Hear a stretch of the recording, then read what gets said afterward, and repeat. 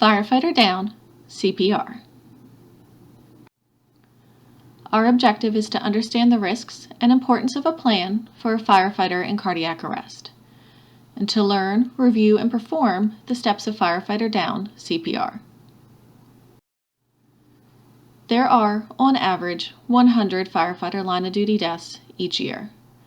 In 2014, there were 64, compared to 97 in 2013. 56% of these were due to sudden cardiac arrest, 22% internal trauma, 14% airway, and a few others. It is difficult to remove an unresponsive firefighter from full gear while initiating medical care, including CPR, without training and practice. And we hope this video helps with that. Rapid initiation of CPR, including airway maintenance, can lead to greatly improved outcomes in cardiac arrest.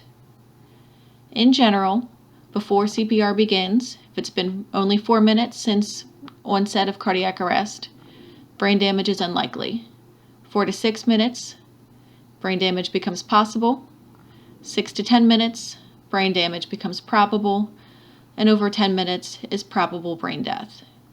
According to the NFPA, it can take, on average, 15 minutes to rescue a downed firefighter from the time Mayday is called. For firefighter CPR, all this began with Hilton Head Fire Department in South Carolina, and it was later improved by Leland Volunteer Fire and Rescue in North Carolina. Leland Volunteer System is based on 10 steps from the point of extrication of the downed firefighter to a safe location, dubbed FDCPR. They have a wonderful website that is referenced at the end of this video with a lot of information and is a very useful place to see. And these are the bases for the system that has been devised by Baltimore County Fire Department's Halethorpe Station 5 A-Shift. In testing and practice, 5A found that 5 steps are a bit easier to work with and to recall. We have an increased focus on airway and oxygenation. There's likely airway compromise or exposure to smoke. There could be a melted mask or a mask removal while still inside the hot zone. And we found some specific difficulties with removing gear, which we overcame with some modifications. This can be based on how we wear our gear and our style of gear. Here is the full video from beginning to end.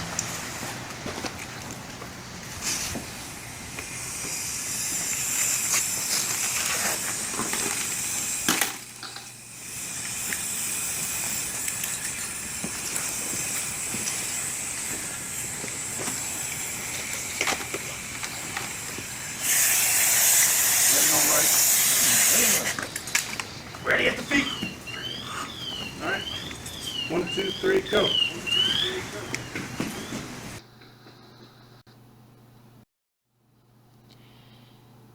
Here is an infographic covering all of the steps.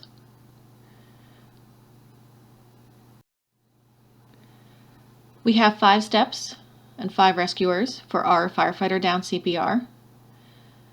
Begins with firefighter 1, the rescuer, falling back and supporting the BA between their legs. Firefighter 2 will begin CPR as early as possible, while firefighter 1 works on opening the bypass valve, removing the mask, and starting airway management if there happens to be equipment available for that.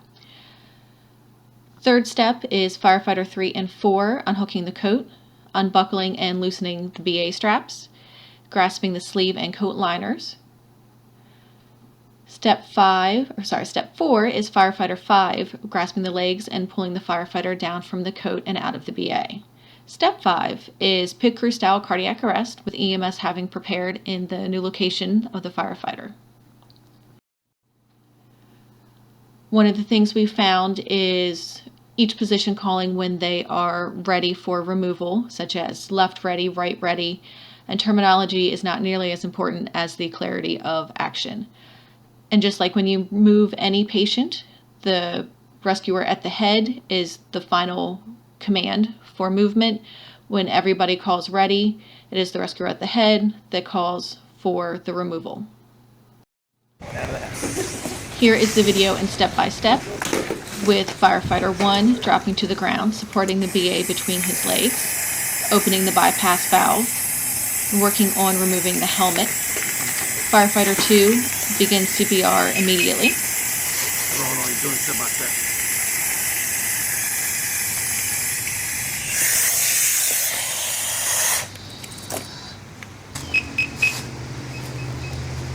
And in our continued slow-mo, we have CPR continuing with as few breaks as possible while Firefighter 3 and 4 unbuckle the coat, loosen BA.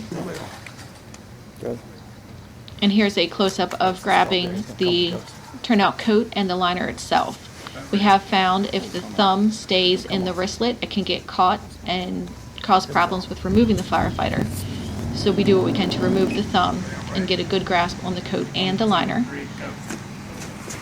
Firefighter at the head crawling to pull. Firefighter 5 grasping the turnout pants and pulling the firefighter out.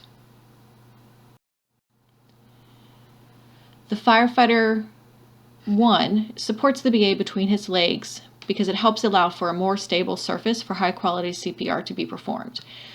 The whole goal of this process is to initiate life-saving measures as fast as possible, and CPR is one of the best life-saving measures that we can do. One of the things we found was radio straps getting in the way. If they are worn on top of the gear, Firefighter 1 can pull it over the head of the downed firefighter just before calling to remove the firefighter. If it's worn inside the coat, it should slide out comfortably with the firefighter when you pull from the legs. For Firefighter 5, be sure to grab the turnout pants. If you grasp by the boots will come off and not the firefighter. And this is a very fluid system. There are different styles of gear, different way-to-way gear, and every time you practice, you will find something new and something to make it smoother and easier. Some considerations for EMS. Whenever there is an emergency or training, be standing by and have your equipment ready for something to happen. Consider setting up near RIT, allowing for your local protocols and your SOPs. This will allow command to locate you easily and for EMS to stay in the loop if something were to occur or a mayday to be called. If a mayday is called, set up for a cardiac arrest. Takes a little while to set up, not very long, and equipment can easily be put back away, and those moments of preparation cannot be taken back once the firefighter is removed. Once the firefighter is removed from the building and the firefighters around them begin this process of removing them from their gear, set up for your arrest in the new location that the firefighter will be dragged to. Try not to interfere with the firefighters doing their job of removing the gear. Get ready to start your interventions in the new location.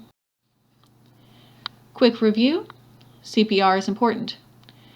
Early onset CPR on a downed firefighter is very important. The best way to do these things is to practice. Practice makes for muscle memory, and we all want to help save each other. Many thanks to the crew at Station 5 A Shift. They were all part of these videos and part of working out this process. Many thanks to Leland Volunteers and FD CPR. Many thanks to National Fallen Firefighters, and everybody goes home. Here are the references for the data in this presentation.